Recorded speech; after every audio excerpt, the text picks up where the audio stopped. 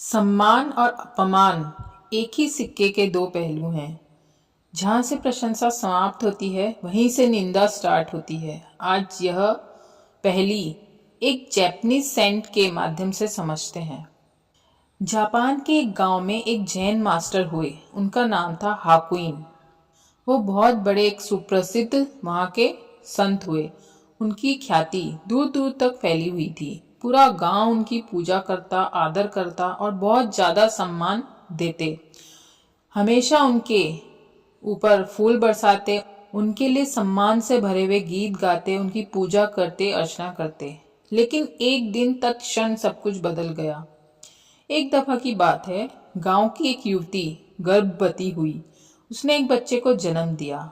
जब उसके परिवार ने पूछा कि ये बच्चा किसका है, तो उसने कहा कि ये हाकुइन का बच्चा है। क्या कभी दोस्त भी दुश्मन हो सकता है या दुश्मन भी दोस्त हो सकता है? इस कहानी में यही हुआ। जो बहुत ज्यादा प्रशंसक थे वही दुश्मन बन बैठे। जो गांव वाले जैन मास्टर का सम्मान करते थकते नहीं थे, आज वही निंदा करने में उतर आए। जिस दिन प्रशंसा समाप्त होती है वहीं से निंदा आरंभ होती है। सम्मान और अपमान में कोई अंतर नहीं है, ये एक ही सिक्के के दो पहलू हैं। आगे समझते हैं कि वह युवती ने झूठ क्यों बोला। पूरा गांव हाकुइन की कुटिया पर टूट पड़ा। इतने ज्यादा गुस्से से भरे थे गांव वाले कि एक संत के भेष में राक्षस हमारे गांव में रहता है, तो क्यों न इसे यहाँ से समाप्त कर दिया जाए, यहाँ से उखाड़ फेंक दिया जाए। इतने दिनों से जो सम्मान वे दिखा रहे थे, अब वही दबा हुआ क्रोध बाहर आ गया।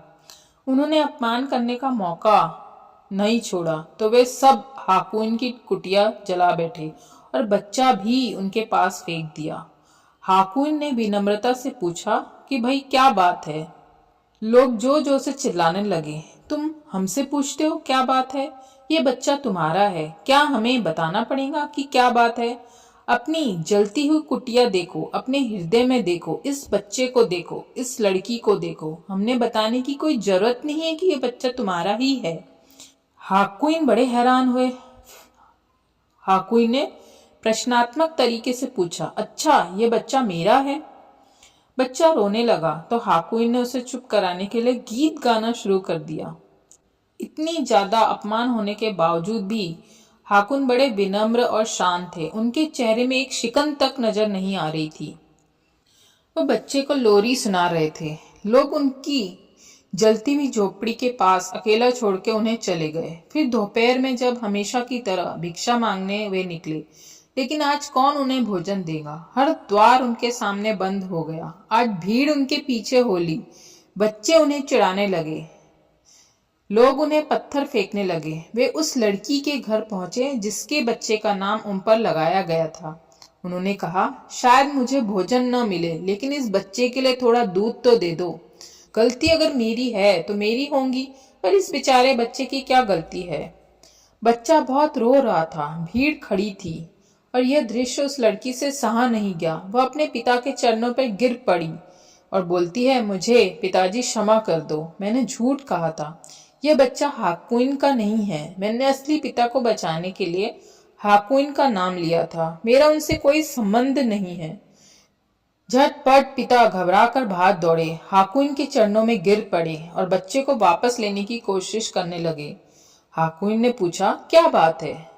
लड़की के पिता बोले, मुझे क्षमा कर दो, भूल हो गई, मुझसे बहुत बड़ी गलती हो गई, यह बच्चा तुम्हारा नहीं है। हाकुइन फिर प्रश्नात्मक तरीके से उत्तर दिया, अच्छा ये बच्चा सचमुच मेरा नहीं है? फिर वह शॉक हो गए। तब गांव वाले बोले, तुम पागल हो, तुमने सुबह ही क्यों नहीं इनकार किया? हाकुइन बोले, क्या फर्क पड़ता है, बच्चा तो किसी न किसी का होगा ही। तुमने पहले ही एक झोपड़ी जला दी, तुम एक और जला देते। तुमने एक व्यक्ति की निंदा करके मजा लिया, तुम दूसरे की करके भी मजा ले लेते। इसमें क्या अंतर पड़ता है? बच्चा किसी का होगा ही, मेरा भी हो सकता है, तो इसमें समस्या ही क्या है? क्या फर्क पड़ता है? एक व्यक्ति बोला, क्या तुम समझते नहीं कि सभी ने तुम्हारी निंदा की, तुम्हें अपमानित किया, तुम्हें नीचा दिखाया? हाकुइन ने उत्तर दिया, अगर मैं तुम्हारी निंदा की परवाह करता तो तुम्हारे सम्मान की भी परवाह करता। मैं वही करता जो मुझे सही लगता है। तुम वही करते हो जो तुम्हें सही लगता है। कल तक तुम्हें सही लगा कि मेरा सम्मान करो तो तुमने किया, आज तुम्हें लगता है कि सम्मान न करो तो तुमने नहीं किया। पर मुझे न तुम्हारे सम्मान से लेना देना है और न ही तुम्हारे अपमान से। इन दोनों से ही मेरा कोई सरोकार नहीं। लोग कहते हैं, महाशय तुम्हें सोचना चाहिए था कि तुम्हारी अच्छी ख्याति नष्ट हो जाएगी।